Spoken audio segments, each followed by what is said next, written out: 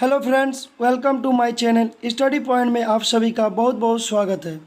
आज के इस वीडियो के माध्यम से हम जीके एंड जीएस का बहुत ही इम्पोर्टेंट प्रश्न लेके आए हैं, जो कि एनएमडीसी परीक्षा से आधारित प्रश्न है।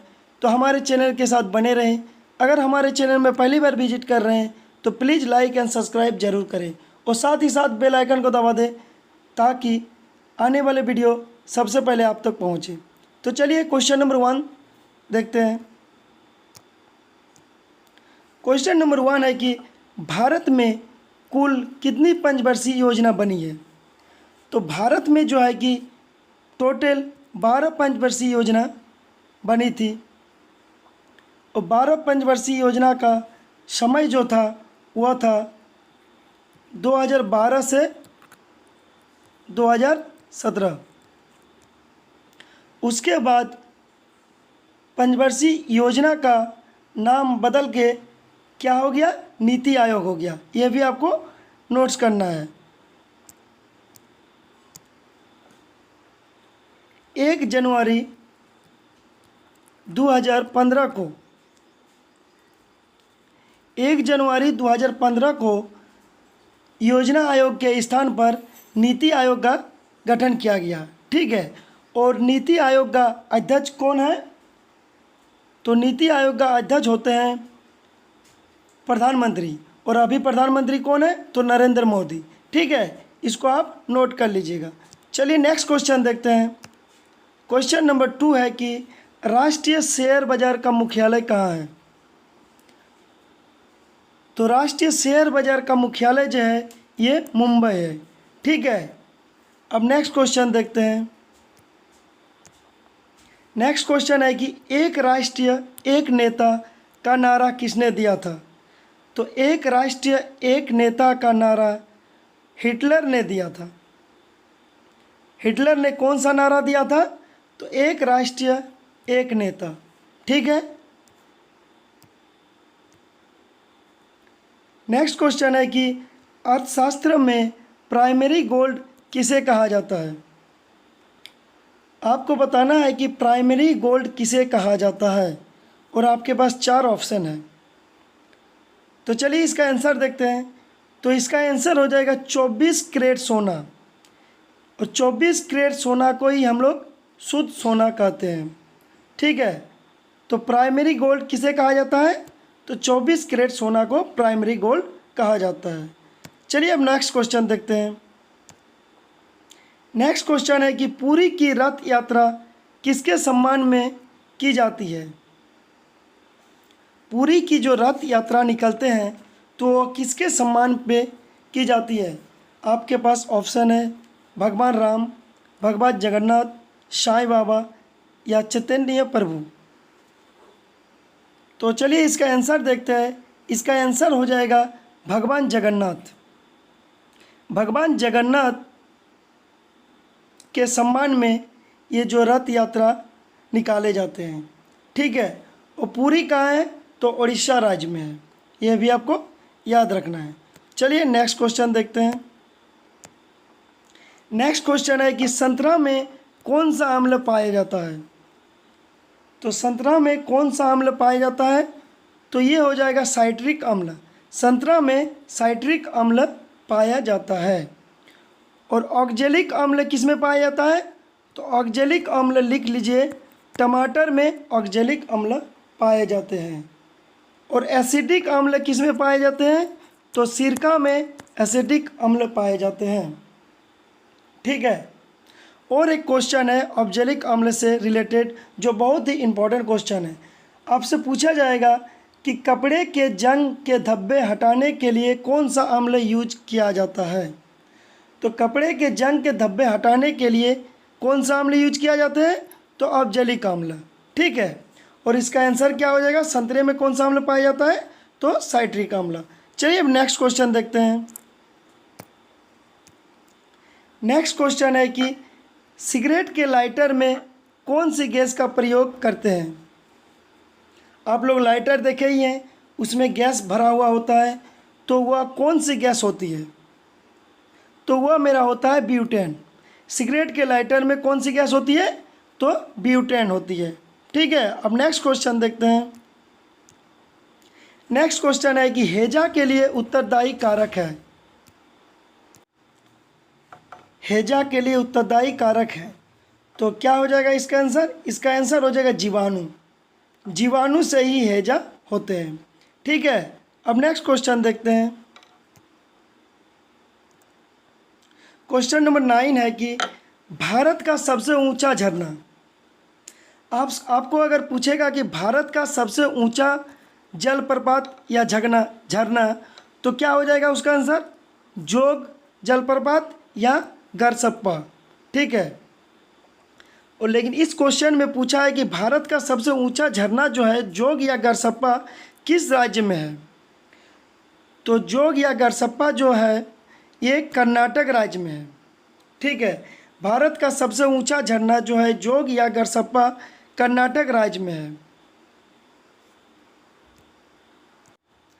और एक चीज़ आप नोट कर लीजिए, जो जोग या गरसप्पा जो है इसको और एक नाम से जाना जाता है।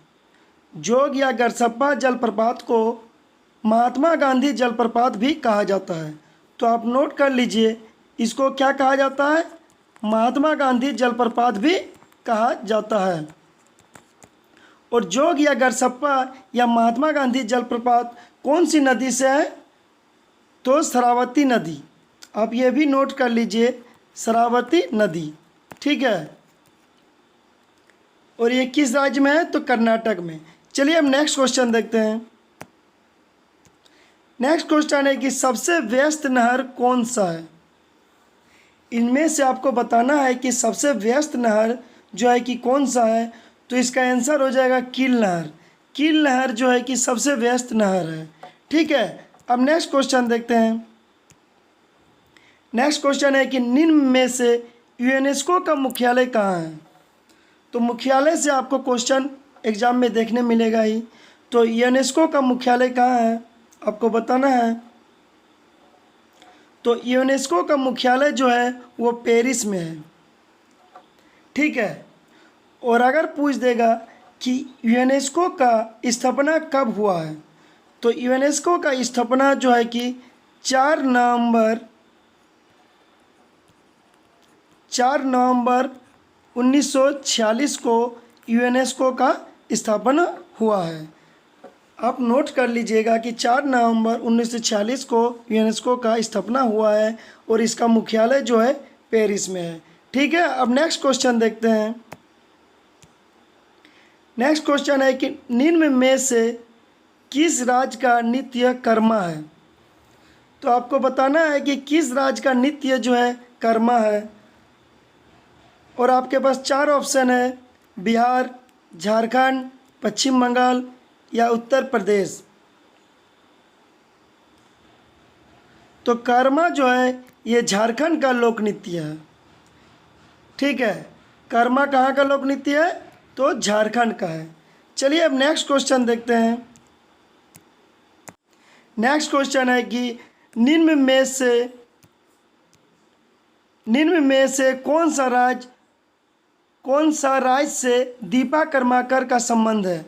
आपको बताना है कि दीपा कर्माकर जो है इनमें से किस राज्य से संबंध है, यानी कि किस राज्य से बिलोंग करते हैं। ऑप्शन है मेघालय, उड़ीसा, त्रिपुरा, मणिपुर। तो दीपा कर्माकर का जो संबंध है वह है त्रिपुरा राज्य से। ठीक है, तो दीपा कर्माकर का संबंध किस राज्य से है? तो त्रिपुरा से। अगर आपको पूछ दे कि मैरी कॉम का संबंध किस राज्य से है, आपको पूछ दे कि मैरी कॉम का संबंध जो है किस राज्य से है, तो आप नोट कर लीजिए कि मैरी कॉम का जो संबंध है वो मणिपुर से है।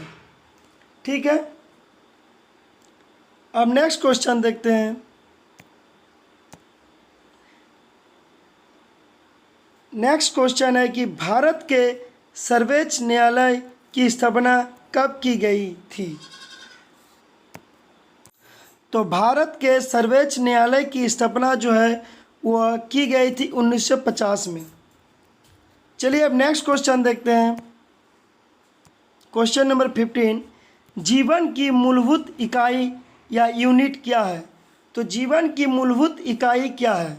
तो इसका आंसर हो जाएगा कोशिका। कोशिका जो है जीवन की मूलभूत यूनिट होते हैं या इकाई होते हैं। ठीक है, अब नेक्स्ट क्वेश्चन देखते हैं।